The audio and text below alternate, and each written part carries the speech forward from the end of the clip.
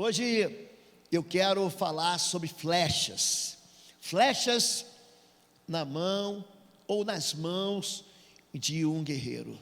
O Salmo 127 é um salmo que eu amo e eu já preguei ele, inclusive, num dos casamentos que marcaram a minha vida, que foi o casamento da minha filha.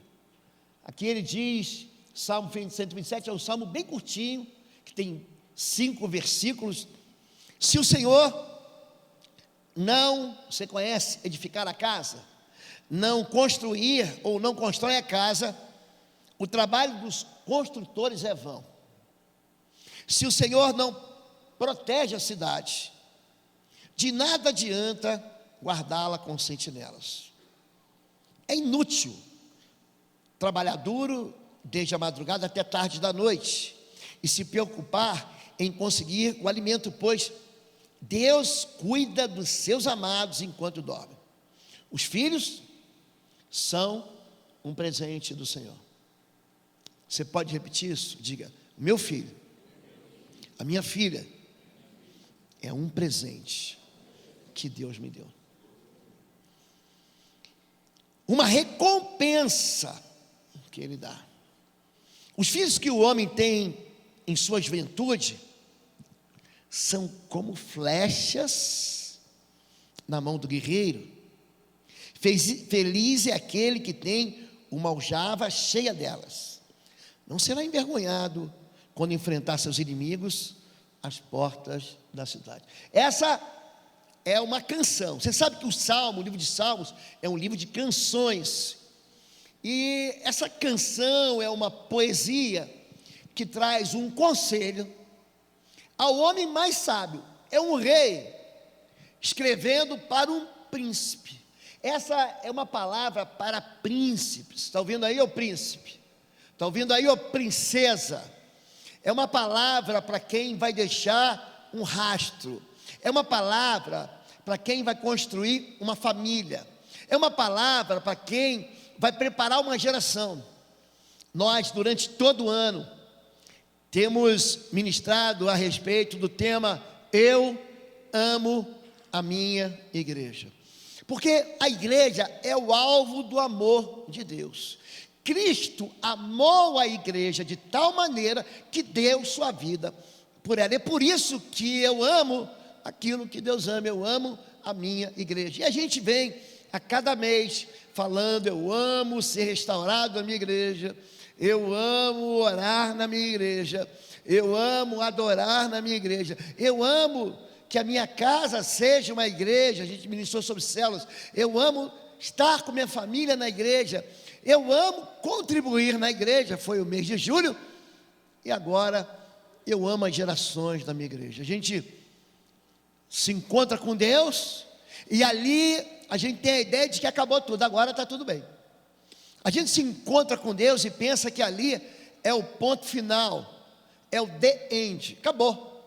Mas na verdade a vida com Deus não é uma vida que você para, você continua caminhando, você continua construindo. O apóstolo Paulo, no final da vida, ele vai dizer: eu combati o bom combate, eu terminei a carreira, eu guardei a fé. São as últimas palavras no último capítulo da vida dele, quando ele chega de fato na linha de chegada e recebe aquela bandeira quadriculada. É quando o gongo, o sino toca e diz: a luta acabou. Então vem o juiz e levanta o braço do vencedor. A gente não terminou ainda.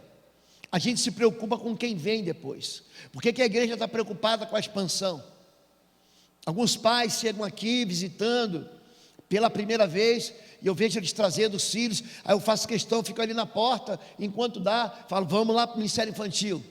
Os pais têm que saber o que nós estamos investindo, e como nós temos dirigido os seus filhos a serem servos do Senhor, discipulando, amando, ensinando e trazendo para o coração dos filhos conceitos que nunca vão ser quebrados. Seu filho vai ser um filho melhor, o seu filho vai ser carregado aqui de princípios que vão abençoar ele por toda a vida.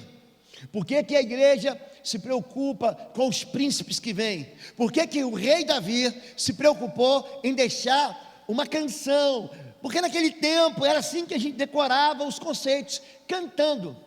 A gente se enche do Espírito com cânticos, com hinos e com salmos espirituais. É assim que o Espírito de Deus transborda na gente, quando a palavra de Deus transborda dentro de nós. Esse salmo é um salmo para quem vai construir. Se o Senhor não edificar a casa, em vão trabalham os seus construtores. Se o Senhor não guardar a cidade, em vão vigia o sentinela. Inútil, existe uma inutilidade. E esse salmo é um salmo de um pai para um filho. Eu vou falar para você uma coisa. Talvez o teu pai nunca tenha falado isso para você, mas eu vou falar. Porque eu não sou seu pai, eu sou seu pastor. Se preocupe com quem vem depois de você. Se preocupe com a sua filha e se preocupe com o seu filho. É isso que ele está dizendo. Se preocupe em preparar flechas que vão ser lançadas no futuro. A nossa geração foi uma geração que não desfrutou muito de afeto. Os meus pais e os pais de muitos aqui na minha geração não deram para a gente aquilo que a gente deu para os nossos filhos. Mas todo pai deu muito mais para o filho do que aquilo que recebeu. O meu pai conta, na verdade quem me contava era a minha tia, que naquele meio de 5 filhos, só quem tinha um sapato só dela era ela, era a única filha no meio de 5 filhos.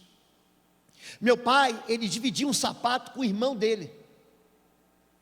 O meu outro tio dividia um outro sapato com outro irmão dele.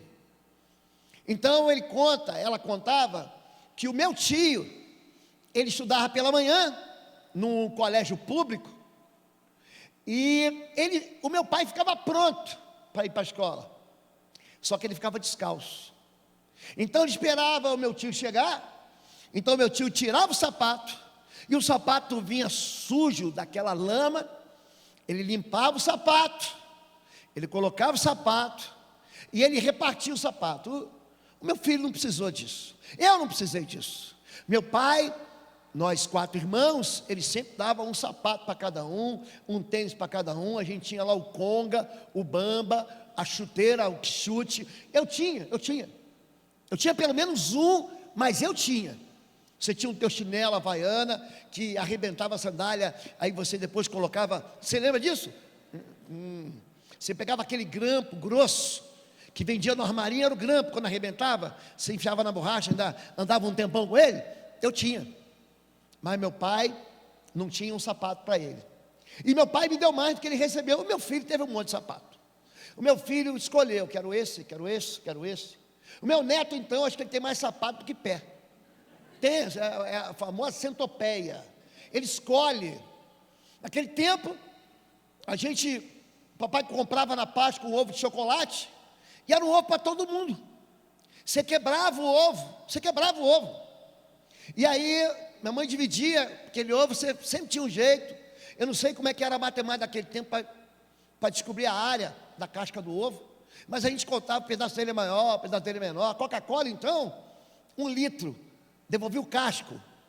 E na hora do almoço, você colocava no copo, e quem repartia a coca, não escolhia. Você reparte, mas teu irmão escolhe. E a gente tomava a Coca-Cola na hora do almoço, e sobrava para o lanche. Mamãe, para escapar o gás, ela colocava uma colherinha de chá na pontinha. Alguém fez isso, gente? Que eu acho que cientificamente é uma grande bobagem, mas essa era a paternidade, era isso que o pai deixava para o filho. Só o que eu posso te dar, meu filho, é educação e é estudo.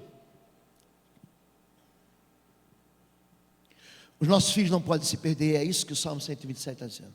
Não desperdice flechas. Papai, ensine o seu filho a ser homem. Ninguém vai poder ensinar. Nós estamos vivendo um tempo de uma geração que não lê. Ele não lê. Eles vivem nas redes sociais, eles se comunicam através de vídeos de 1 minuto no Instagram, no TikTok. Eles viralizam imagens e eles se comunicam de uma maneira que a gente não se comunicou. Você chegou a escrever carta e mandou telegrama, que são objetos hoje falidos. Nem o banco não te ama mais, sabia? Porque o banco mandava carta, mandava boleto. Agora, o sistema tem um boleto DDA, que você abre o aplicativo e já está te cobrando. Você não te manda mais nada. Hoje as pessoas não leem, os jovens não leem, os nossos filhos não leem. Escute o que eu vou dizer. O único evangelho que o teu filho vai ler é a sua vida. É a sua vida que vai comunicar fé, é a maneira como você vive, que vai ensinar para eles o caminho que devem andar. Esse pai escreve para um príncipe, e ele vai dizer o seguinte: multimídia, ouça, meu filho, aceite o que eu digo, e você terá vida longa. Eu o conduzi pelo princípio da sabedoria, e o encaminhei por veredas retas. Assim, quando você por ela seguir, não encontrará obstáculos, quando correr, não tropeçará. Provérbios 4. Esse filho já está escrevendo para o neto. O que Davi escreveu no Salmo 127, o filho dele, Salomão, escreve em Provérbios 4, para o filho dele, que é o neto de Davi. Filhos são herança do Senhor.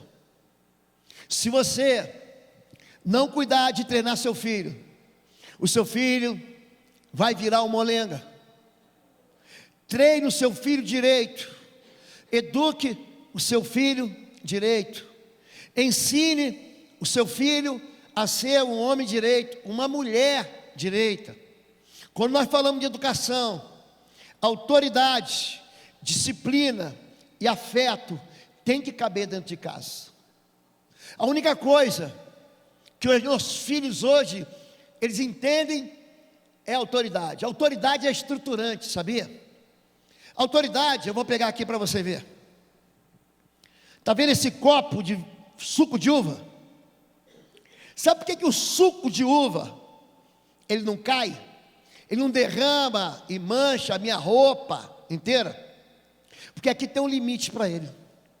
Esse copo de vidro limita a vida. É por isso que a Bíblia vai dizer: não retire os antigos limites que seus pais colocaram. Papai, coloque limite no seu filho. O seu filho, ele tem que aprender que existe um território que é dele, e é o quarto dele. Se você não ensinar ele a arrumar o quarto dele, a arrumar a cama dele, a limpar o que ele suja, a organizar aquilo que ele bagunça, o seu filho vai crescer com um coração desestruturado. O que aconteceu? Por que meu filho é assim? Eu vou dizer porque ele é assim, porque você criou ele assim. Existe um ditado que não está na Bíblia que diz que o fruto não cai longe do pé. Seu filho vai ser igual a você. A quem que essa menina puxou? A você. Ele parece com a tua mãe. Não, ele parece com você. Ele é da tua família. Não, ele é da sua família. Quando a gente fala de filhos, há um livro do almirante, pensa no homem inteligente, William McRaven. Ele escreveu o livro Arrume a Sua Cama. Esse homem, ele foi chefe da Força Aeronaval Americana na guerra do Iraque, chamada de Tempestade no Deserto, e também das operações americanas no Afeganistão. Você quer mudar o mundo? Então primeiro mude a sua vida. Você quer que seu marido mude? Então primeiro mude a sua vida. Você quer que sua esposa mude? Então primeiro mude a sua vida. O seu filho está olhando para você. O seu filho está vendo o que você faz. E aqui o pai diz: eu estou te dando sabedoria para você não tropeçar. Olha o que eu vou dizer. 3 em cada 4 adolescentes que tiram a sua vida. Você lê pouco jornal, né? Eles são filhos de lares desestruturados, de pais que não estão lá. Ensine seu filho a ganhar dinheiro. Ensine seu filho a multiplicar dinheiro. Ensine seu filho a investir dinheiro. Ensine seu filho a ganhar dinheiro e a guardar dinheiro. Sabe por quê? Porque se você não ensinar o seu filho, a vida não vai ensinar, vai explorar ele. Quando você aprende a lidar com as coisas que Deus ensina, e Deus ensina isso, Não fique pensando que Deus fica calado. Essa história de que o dinheiro não serve para nada, essa história de que eu não busco isso, não encontro isso. Todo mundo que fala isso tem uma vida financeira desorganizada e destruída, e passa vexame e passa vergonha. Se você aprender a lidar com aquilo que é difícil, você não vai ser humilhado. Ensine seu filho a não depender de pai, a não depender de mãe. Você, homem, tem que aprender a cozinhar, a passar. Você tem que aprender a trocar fralda e dar banho nas crianças. Porque um dia você fez uma aliança com a tua mulher. Um dia a tua mulher vai ficar doente. E quem é que vai fazer mingau para as crianças? Quem é que vai fazer comida para as crianças? Sabe quem vai dar banho nas crianças? É você. Você, mulher, você precisa aprender a lidar com as coisas que teu marido lida. Você tem que aprender que existe boleto para pagar. Você tem que aprender a fazer aquilo que teu marido não faz. Aprende a dirigir, porque um dia o seu marido pode faltar e você vai ter que assumir, porque vocês dois são um time e o filho de vocês está vendo. É bom que você é membro da igreja saiba, eu não abençoo o namoro de adolescente. Não abençoo. Eu não vou ser cúmplice de pecado. Não deixe teu filho e tua filha focar no romance antes de organizar a vida dela, antes de estudar, antes de poder se sustentar. Se você deitar na cama errada, escute, você que não casou, minha filha, meu filho, se você deitar com o rapaz errado, se você é menina, deitar com o menino errado, se você é rapaz, deitar com a menina errada, você pode estragar a tua vida para sempre. Para sempre. Primeiro, foque na estrutura do seu lar, para depois você focar na moça e no rapaz. Isso não são palavras do pastor Lobo, isso são palavras da Bíblia Sagrada. São ensinos que a gente não quer falar, a gente não quer ensinar, e a gente quer ficar dando água com açúcar para a igreja e pregando o evangelho do algodão doce. A gente precisa entender que há tempo para tudo debaixo do sol. Não é tudo, é tempo para propósitos. Eclesiastes capítulo 3 diz: há um propósito, diga propósito, para tudo debaixo do sol. A gente tem que ensinar os nossos filhos e as nossas filhas. Ensine a sua filha: papai, a maneira como você trata a sua esposa, não fala nada sobre ela, mas fala tudo sobre você. A maneira como o homem trata a mulher: educação, gentileza, amor. Vai ensinar para minha filha ela buscar um príncipe. Vai ensinar o meu filho a tratar uma princesa.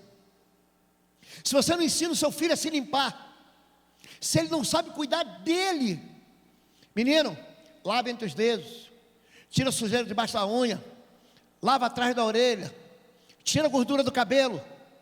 Se você não ensina o seu filho a se cuidar, quem vai cuidar dele? Se você não se ensina o seu filho a se organizar, se ele não pode lavar um copo, arrumar a cama dele, imagina quando ele for trabalhar. Ele vai ter um chefe, ele vai ter que organizar a mesa dele, as gavetas dele, a agenda dele. Os filhos são como uma flecha. O que está acontecendo? A gente está entortando as flechas. Cadê? Pronto, eu bati e apareceu. A gente dá direção. Existe algo chamado bússola, sabia? Você decola. Tem um chamado norte verdadeiro, é o norte geográfico. Sabe onde é que fica o norte geográfico? Lá onde Papai Noel mora, lá o seu Noel e Dona Noel, lá no Polo Norte. Só que a bússola, ela engana a gente, porque ela tem um norte chamado magnético. Aí você pensa que está indo para o norte, aí você está pegando um azimuth, um vetor. É interessante isso, que te manda para um lugar errado. Você tem que fazer uma correção. Se você apontar para o lado errado, os seus filhos vão para o lado errado. A geração que vem depois da gente vai para o lado errado. O que está acontecendo hoje? Quem está entortando a geração são os pais. 80% de todo mundo que está recolhido hoje em um hospital psiquiátrico, em recuperação da saúde mental, vem de lares que estão destruídos. Eu repito, Se você se deitar com a pessoa errada, você vai ter um filho, presta atenção. Esse filho não vai ter pai, esse filho pode não ter mãe, e esse filho vai ser fruto da tua irresponsabilidade. A gente precisa ensinar a geração, a gente precisa disciplinar, a gente tem que aprender a dizer não, a gente tem que ensinar os nossos filhos a dizerem não. Sabe como é que um pedófilo, criminoso, sabe como é que ele escolhe criança? Ele não escolhe criança, ele escolhe o pai distraído, ele escolhe a mãe distraída. Tem muita gente distraído, tem muita gente que está de ombros. Todas as pessoas que vêm no gabinete, que falam assim para mim: pastor, minha mãe não me amou, minha mãe preferiu meu irmão, minha mãe preferiu minha irmã. Vocês já viram isso? Você já se sentiu assim em casa? Mamãe fez tudo para minha irmã, minha mãe dava dinheiro que não dava para mim, minha mãe pagou a escola para minha irmã, para o meu irmão que não pagou para mim. Ela amou mais, e fica aquela história vai se repetindo. A gente atende 1, 2, 30 vezes, até que um dia eu pergunto assim: vem cá, conta para mim, esse teu irmão que foi preferido, que foi mais abençoado, conta para mim uma coisa aqui, o que ele é hoje? Como é que é a vida dele? Você diz: ele não tem Jesus, ele está perdido, a vida dele está toda enrolada, ele vive explorando ainda a minha mãe, ele vive explorando ainda o meu pai. Sempre que a gente vai conversar em casa sobre família, que eu vou reclamar, a minha mãe defende ela. Eu falei: está vendo? A tua mãe amou mais você do que ela. Pastor, você não está me ouvindo a narrativa?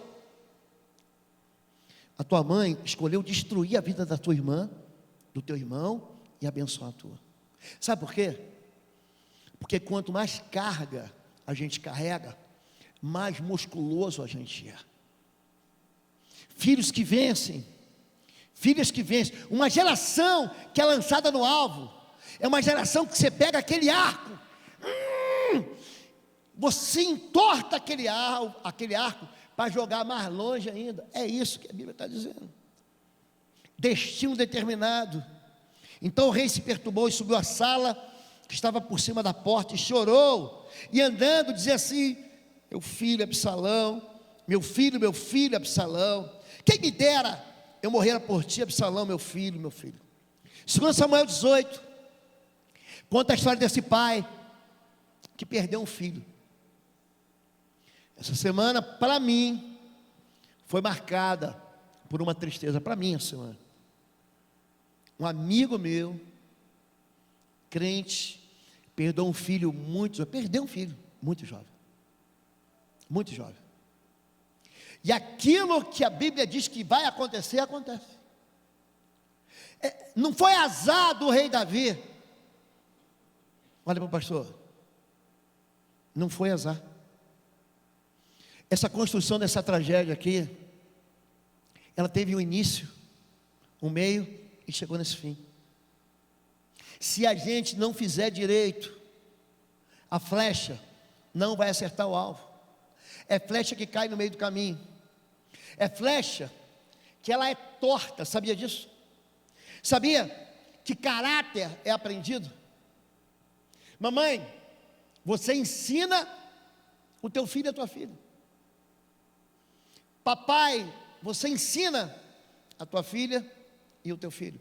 O que a gente tem tentado fazer é ensinar vocês. O que a gente tem tentado é ser exemplo para vocês. Vocês já me viram fazendo algum tipo de grosseria aqui com alguém? Algum tipo de estupidez? Vocês já viram a maneira como eu trato a minha esposa e a minha família? Pergunte para a diretoria, pergunte para os conselhos da igreja, como é o comportamento. Pois você é o arco. Sabia que você, junto com a sua esposa, são o arco? Aquela flecha, ela é empurrada por uma ponta e a outra ponta. tem que estar tudo bem ajustadinho. Vocês são um time. Por que o caráter está sendo quebrado? Por que os filhos estão se perdendo? Eles estão olhando para os pais. Um reino dividido, gente, não subsiste. Não se ponham em julgo desigual com descrentes. Ah, pastor, eu casei com um crente. Pois o que tem em comum a justiça e a maldade? Ou que comunhão pode ter a luz com as trevas? Que harmonia entre Cristo e o diabo, o Cristo e Belial? Que é de comum entre o crente e o descrente? Julgo desigual não é apenas casar com gente que não é crente, é você tomar decisões, direções diferentes dentro de casa. O marido fala A, a mulher entende avião. A mulher diz, vamos para lá, o marido diz, vamos para o outro lado. Tem muitos lares em que são tão confusos os papéis, que os filhos não sabem a quem obedece. Aliás, eles driblam. O pai diz não, ele corre para a mãe diz sim. O pai volta atrás, a mãe... É uma confusão. Um reino dividido, ele desaba. Uma casa dividida não subsiste. Como que o Império Otomano, gente, você fica vendo aqueles homens sarracenos islâmicos, eles tomaram metade da Roma rica, Constantinopla, Anatólia, Istambul, eles ficaram milionários. Como que aquele império caiu? Se tornou o doente da Europa na Primeira Guerra. Por quê? Reino dividido. Por que o Império Romano caiu? Reino dividido. Por que tudo que foi conquistado por Alexandre o Grande? Gente, a Macedônia. Pensa um país que tomou um lugar, uma cidadezinha, onde tinha umas guerrinhas do Peloponeso, tomou o mundo inteiro. Por que caiu? Reino dividido. Sabe por que as famílias caem? Casa dividida. Marido e mulher que não querem consertar, não querem andar de mãos dadas, na mesma passada, na mesma velocidade, com o mesmo destino. Você não entendeu ainda. Você, mulher, não entendeu. Você, marido, não entendeu. Se vocês forem uma só linguagem, escute isso. Escute isso. A Torre de Babel, Deus desceu para olhar. E Deus diz: eles são uma só linguagem, um só pensamento. Nada vos será impossível a partir de agora. Quando a gente é uma só linguagem. Sabe por que a igreja racha? Porque tem muita gente querendo mandar. Tem muita gente dizendo que Deus me disse. E Deus fala com todo mundo, mas Ele só fala sob direção da igreja, com o anjo da igreja, com o pastor da igreja. Por que um país é destruído? Por causa de divisão. É isso. É daí que vem a guerra civil. É um querendo dominar o outro, para impor sua política, sua cultura e sua filosofia. Se você não viver isso dentro de casa, as flechas não vão chegar lá. Você vai disparar teus filhos e vai falar assim: ele não chegou lá. E a gente que é pai e mãe, a gente quer entregar para os nossos filhos muito mais do que aquilo que a gente teve. A gente não abandona os nossos filhos, diz: se vira. Você vai apertando, você vai empurrando, você vai incentivando, você vai discipulando, você vai disciplinando. Pessoas que vivem emoções desequilibradas, afetadas, hoje é um caminhão de síndromes, de transtornos, de loucuras, de depressões.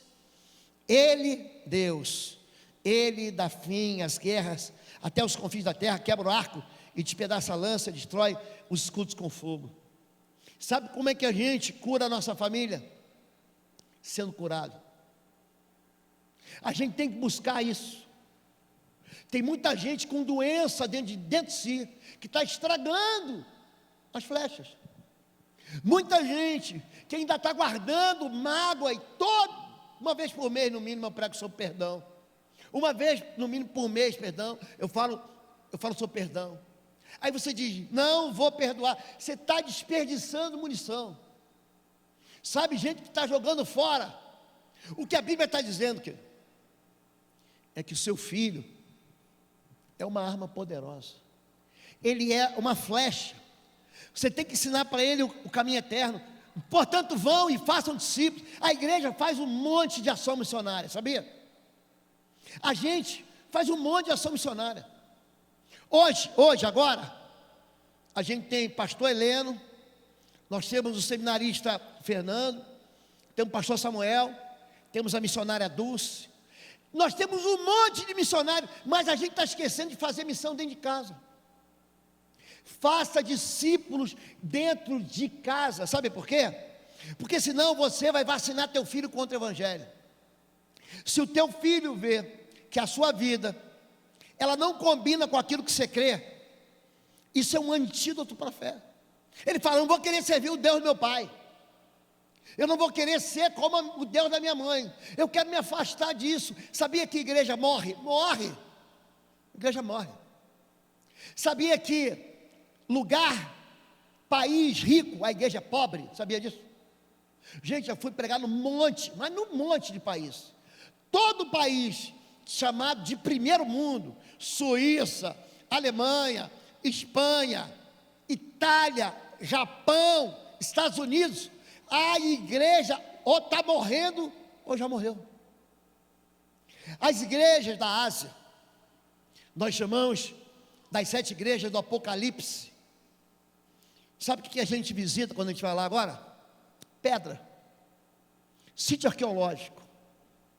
Laodiceia era um lugar riquíssimo.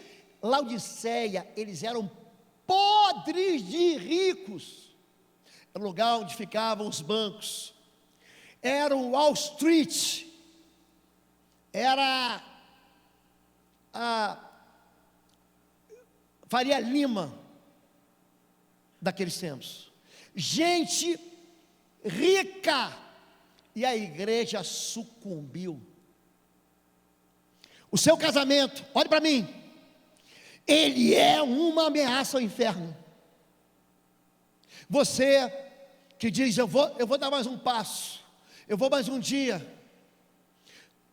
Você vai ver exemplos de gente vencedora que perdeu. Gente que chega na linha de chegada e não ganha o prêmio. Lembra do William e da Fátima? Lembra? William Bonner e Fátima? Lembra deles? Ricos, personalidades conhecidas de todo o Brasil. O casamento deles, faliu. Lembra do Brad Pitt e da Angelina? Lembra? O casamento deles faliu. E o teu casamento está de pé. Você é uma arma de Deus para dizer: o que Deus criou é uma bênção. Você é exemplo para os seus filhos. Todo mundo vai passar por luta. Não me venha com essa história de que é uma marolinha, que a vida é uma sopa. Todo mundo passa por um momento de tempestade, mas quem tem a casa na rocha vai permanecer em pé. Não vacine a sua família quanto o evangelho. Não remova. Provérbios 22, 28. Os limites antigos que teus pais fixaram. O não é uma benção. A fronteira é uma benção. Isso tem leis que são eternas. O céu não é bagunça. Judas, capítulo 1, verso 6, conta a história de anjos. É a mesma passagem de 2 Pedro, capítulo 2, verso 4. Anjos que não guardaram sua posição de autoridade. Leia Judas 1,6. Leia 2 Pedro 2,4. Eles foram despejados. Eles foram aprisionados nas trevas. Eles foram encarcerados. Eles perderam a noção. Eles perderam a identidade. Esses anjos se transformaram em demônios. Quando você retira limites, você inferniza a vida. Você não ajuda. Você não colabora. Os limites são saudáveis. Os limites, eles são protetores. Os limites não deixam as pessoas se machucar. A gente tem que aprender e ensinar nossos filhos a colocar limites. A gente precisa educar, disciplinar, discipular, para que as nossas flechas não se percam. A paternidade e a maternidade adiciona a vida, multiplica a vida. Filhos, obedeçam seus pais no Senhor, pois isso é justo. Honra teu pai e a tua mãe, este é o primeiro mandamento com promessa, para que tudo te corra bem, tudo te corra bem. Eu vou sublinhar, você quer que tudo dê certo na sua vida? Honra teu pai e tua mãe, tua vida vai ser multiplicada, e tenhas longa vida sobre a terra. Aqui eu tenho adolescentes e jovens aqui. Eu tenho moços e moças que são solteiras e que ainda estão debaixo do teto do seu pai. Olha o que o pastor vai falar. Se você não consegue obedecer seu pai, você nunca vai conseguir obedecer ao Senhor. Não vai. Se o seu pai, ele te pede coisas, a sua mãe te pede horários, pequenas responsabilidades, escute o que eu vou dizer. O que Deus vai colocar na sua mão, as obediências que Deus vai exigir, que exige de mim. Larga a tua casa, larga a tua segurança, larga teus negócios, larga a família do teu pai, vai para a terra que eu vou te mostrar. Pedro, larga a rede, chega, a indústria de pesca não te pertence mais, agora você vai ser pescador de homens. E tem mais, vai ter um dia, é interessante a palavra de Deus para Pedro. Quando você era moço, tu te vestias e ia para onde você queria, mas vai chegar um dia que você vai para onde você não quer. Pedro morreu crucificado de cabeça para baixo. A gente não faz ideia do que é obedecer a Deus. Então ensine teu filho, ensine tua filha a obedecer. Seja resiliente, seja amoroso, seja afetivo, mas discipline. Faz do teu filho um discípulo. Eu sei que você se preocupa com o mundo perdido, mas não deixa ninguém se perder dentro da sua casa. Os filhos são a defesa perfeita da tua geração. Os filhos, eles vão com você para a porta. A porta, é interessante como é que a Bíblia usa a porta como símbolo de proteção. Moisés tem uma orientação de Deus, uma ordem de Deus, fala assim: pega o sangue do cordeiro e coloca nas portas. Cada família, esse sangue apontava para o sangue de Jesus na cruz. É um tipo. E ali, eles pegavam o sangue do cordeiro. Você pensa um negócio nojento. Imagina você pegar um sangue aí, lá na tua casa agora, pega aquele sangue vivo do animal e pinta a porta da tua casa de sangue. A primeira coisa que você pensa, o que é? Vai aparecer um monte de mosca aqui, vai ficar fedido. Aquilo é sangue do altar. E Deus fala, ó, essa noite mesmo, o anjo da morte vai visitar o Egito. Mas quando ele vê o sangue na tua porta, o anjo da morte vai passar por cima e não vai causar ferimento, não vai causar dano. As portas são sinal de defesa de uma cidade fechada. As portas do inferno não prevalecerão contra a igreja. Leva teu filho para a porta, leva tua família para a porta, ensine seu filho a se defender. Não há nada mais inútil do que um filho e uma filha que não sabe se defender, que não sabe orar, que não sabe jejuar, que não sabe buscar a Deus. Não há nada mais inútil do que um homem fraco. A mulher não quer um homem fraco, um homem sem rumo. Para onde que nós estamos indo? Não sei. Você pega o carro, está com a moça do teu lado, e aí, estão fazendo o que? Eu sei lá, não sei para onde que eu estou indo. Está perdido, está girando em volta da praça da cidade, não consegue sair de uma rotatória. A gente tem que saber para onde a gente está indo. A gente tem que saber, porque se você não sabe para onde está indo, como é que você vai apontar o arco? Mude a tua vida. Conserte aquilo que precisa ser consertado. Não vem dizer para mim que você não pode mudar, porque você pode. Você pode aprender, você pode se esforçar, você pode recomeçar. Deus é um Deus de recomeço para todo mundo. Deus recomeçou com Pedro. Pedro, eu não falei que eu ia fazer de você pescador de homens? Tu me amas? Pedro já tinha negado Jesus 3 vezes. É gente que fica negando uma vez, 2 vezes, 3 vezes. Jesus diz: eu vou começar de novo. Deus recomeçou com Jonas.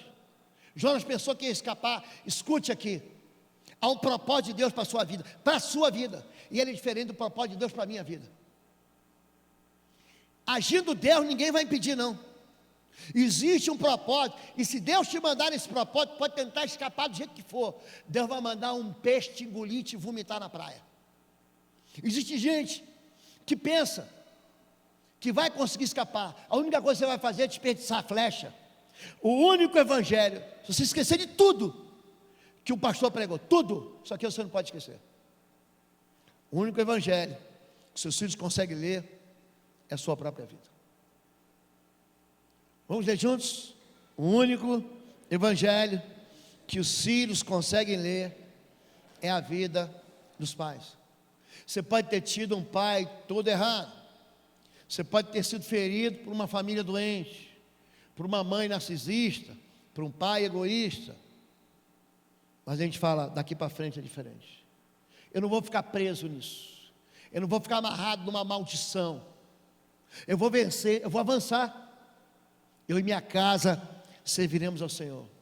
Para a gente encerrar, você está pensando que a arma são os outros? Você é o meu martelo, é você. Você é a minha arma de guerra. O teu filho, a tua filha, é um míssil nuclear. O teu filho, a tua filha, é uma bomba atômica. Você é minha arma de guerra. Com você eu despedaço nações, com você eu destruo reinos, com você eu despedaço cavalo e cavaleiro, com você eu despedaço o carro de guerra e o cocheiro. Esse mês inteirinho a gente vai dedicar às gerações que vêm depois de nós. Eu quero começar hoje. Eu quero convidar o Ministério de Apoio para que coloque algumas portas aqui. Hoje nós celebramos a ceia, só que hoje nós vamos celebrar a bênção também. Hoje é dia da gente recomeçar a construir o futuro. E se tudo isso que você está construindo, pastor, eu tenho dado nesse caminho aí, você vai orar para permanecer nele. Pode botar aqui. Aqui existem 4 portas que vão ser colocadas. Porta do impossível. Todo mundo tem uma impossibilidade. A gente, eu e você, somos seres limitados. Aqui, porta dos impossíveis. Pode botar aqui. Você que está vivendo momento de falência econômica, de dificuldade econômica, aqui está a porta das finanças. E lá, ó, salvação. Você tem gente que está perdida, gente que não está salvo.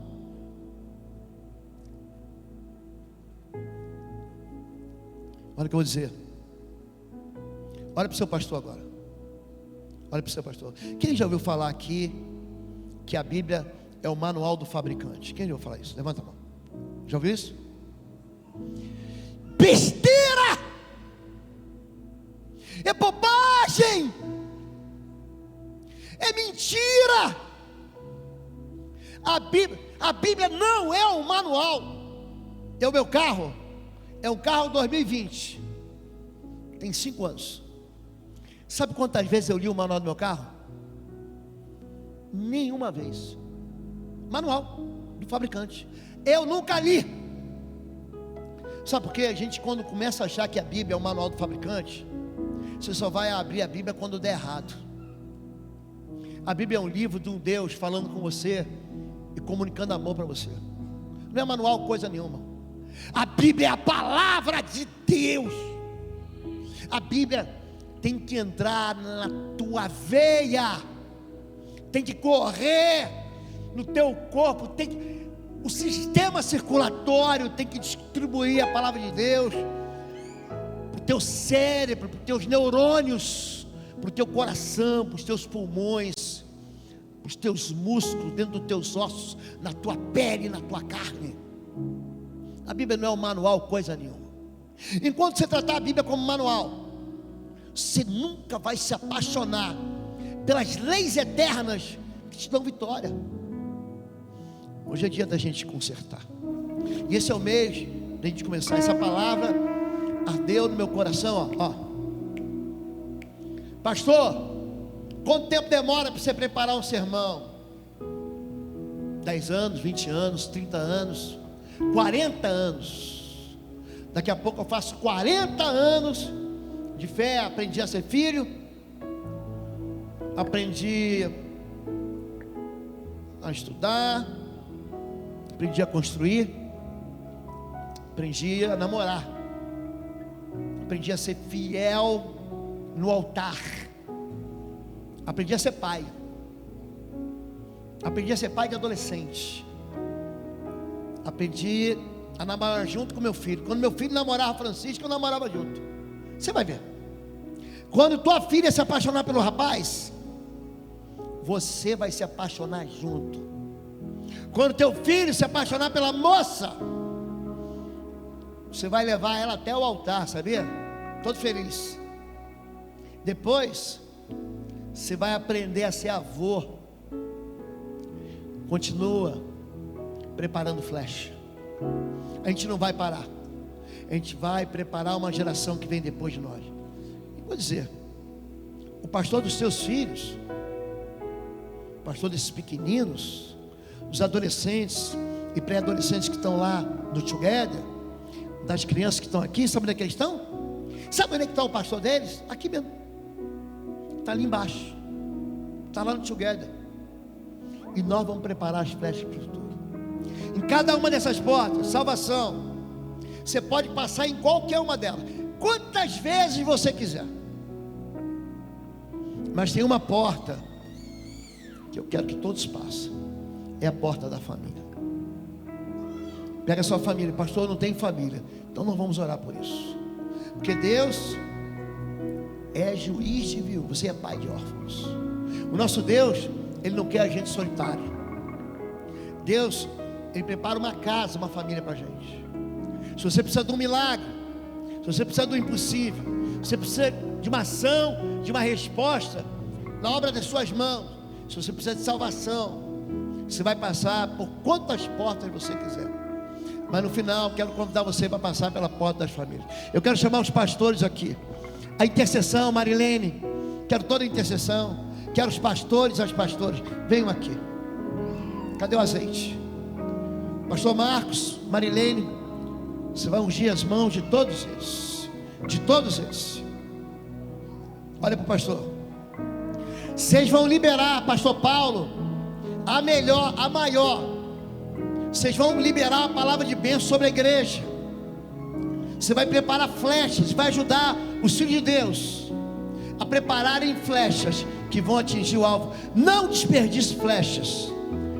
Vocês podem ir para a posição. Quero os pastores em cada uma das portas, o time de intercessores. Eu quero orar por vocês. Pai querido, em nome de Jesus, eu abençoo as mãos dos teus filhos, e eu coloco uma palavra profética na boca e no coração de obreiros e obreiras, de intercessores, de jovens, de adultos, de pastores e pastoras, de servos e servas. Eles vão impor as mãos sobre os enfermos, eles serão curados. Eles vão abençoar pais e eles serão resgatados. Eles vão orar por mulheres, por mães e por todos aqueles que vão passar pelas portas da vitória, em nome de Jesus. Em nome de Jesus. Agora você fica em pé, em nome de Jesus. Nós temos uma canção. Você pode pegar suas coisas. Eu ainda vou orar mais uma vez e passar por quantas portas você quiser, mas eu quero convidar todos para que passem pelas portas de famílias. Amém? Levante sua mão. Eu te abençoo. Eu te abençoo com o melhor